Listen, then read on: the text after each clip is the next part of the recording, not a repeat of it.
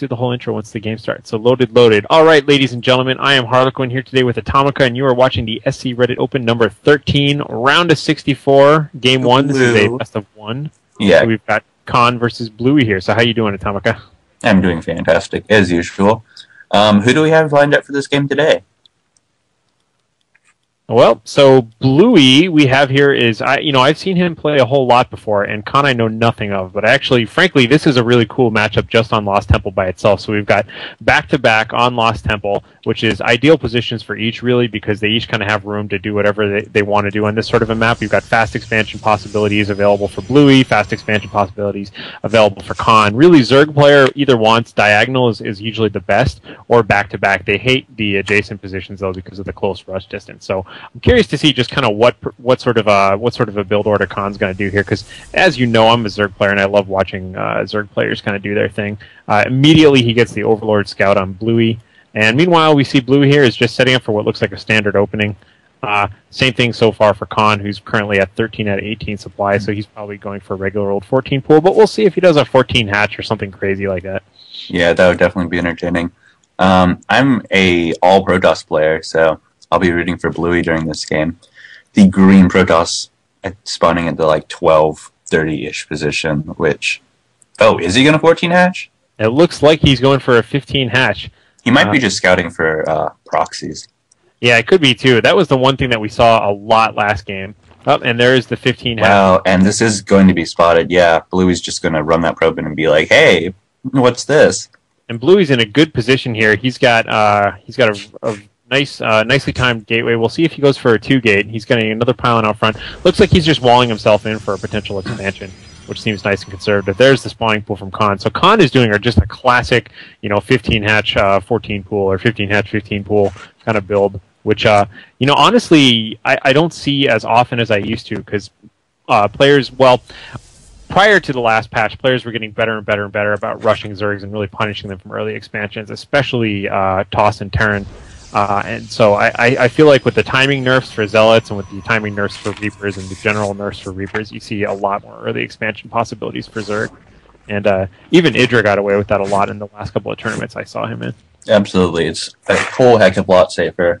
So it's definitely pushing players to start doing more econ builds and forcing to expand early. Well, not really forcing, but allowing them to expand early.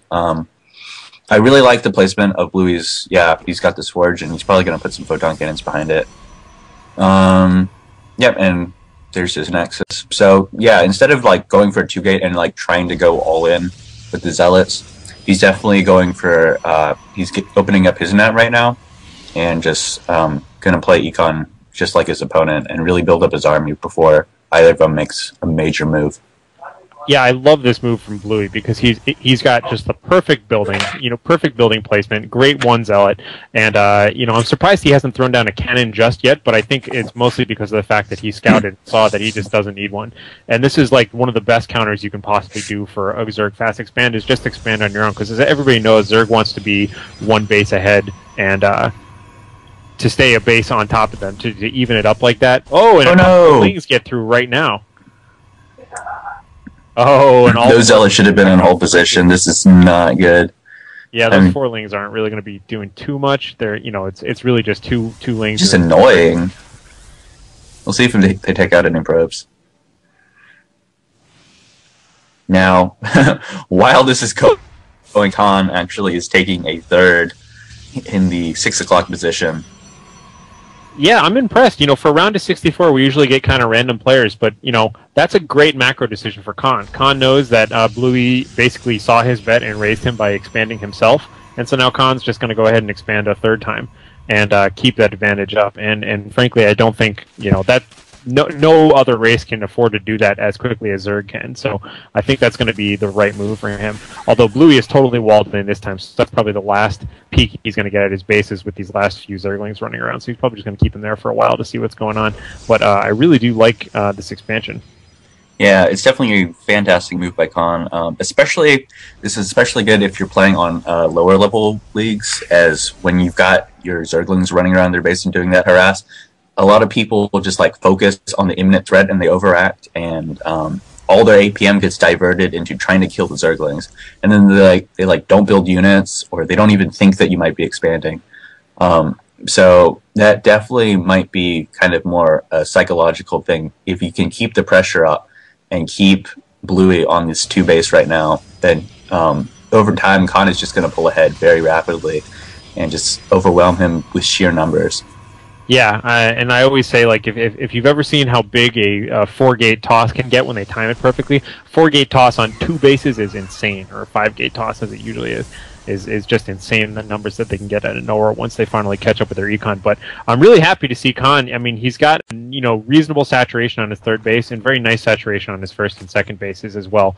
Roach Warren already up. I'd like to see him getting a little bit more gas sometime soon. Looks like he's getting his 2nd one up at his expansion. And Queens are doing a good job. I like the front expansion of the creep, but I'd like to see a connection of creep between the main base, especially since his Queen practically has 25 mana saved up right now. Yeah, just to connect the top, first base and the natural. Yeah, definitely. If we turn our attention back to Bluey's base, and I keep losing focus of your camera. I'm like, why is he still staring at that? Yeah, back in Bluey's base, I think back in his main, he actually has a Stargate warping in. It's about 60-70% done.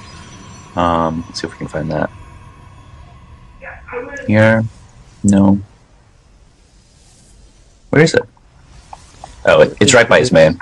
Stargate, yeah, it's right there next to his base. I mean, right adjacent to his base. So, quick Stargate, and he's definitely going for the Phoenix. So he's just going to do a little bit of harassing. I like that. He's not exactly going to try and all in, but this is going to be trouble right here. We got a whole bunch of Zealots going up against a whole bunch of Roaches, and that's way more Roaches than Bluey could possibly hope to deal with just a single Stalker. So he's definitely going to have to pull back.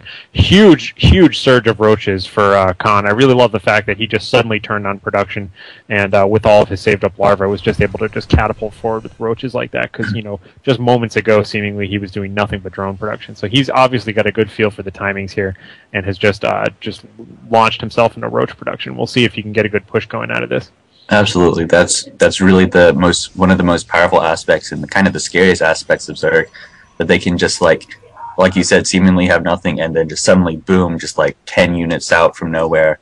Overseer getting sniped, probably. Overseers are kind of silly. But he is going to get a scout, yeah. He's going to spot that, the Robo and the Void Ray being warped in, if he was paying attention closely. So, definitely he's doing all the responsible things that any player should do. He's getting his econ just like crazy, and getting his research. Currently, he's doing double Evo, and scouting like pretty much any high-level player should do. And here comes the big push with the run here. Going for the pylon. Let's see. He's going to back away just as soon as that Void Ray pops its head out there. Void Ray playing some pool with the Roaches for the time being. We'll see. He does have a Hydra Den going up, and he does have a few Spore colonies coming up. But here comes a big Roach battle here, and the Roaches are just decimating all of these Zealots right now. Absolutely just horrendous for him. He has no counter for air, but frankly, he doesn't need it. He's got enough ground forces. But with that charged up Void Ray, he's going to start taking some heavy losses here. Taking down the Photon Cannon up front. Good moves here kind of all around for Khan. But I really think that, well, I don't know. Bluey's having a lot of trouble with this. Uh-oh. Waiting up for a little bit of lag. Oh. I love Khan. He's just spamming Roaches. Spamming Khan! No, not Khan's fault. Yeah, Bluey does have this Void Ray, which, as you mentioned, and obviously is just going to go unmatched. But is it going to be able to take out enough Roaches? Oh, it's losing its... No, it's not losing its charge. It's fighting off the backup. Wow. Yeah, this is just way too many Roaches for Blue to handle. He's like, here comes the Immortal, but it's just not going to last long at all. Another Void Ray coming out. Bluey, yeah, there's just way too many Roaches to deal with, even if he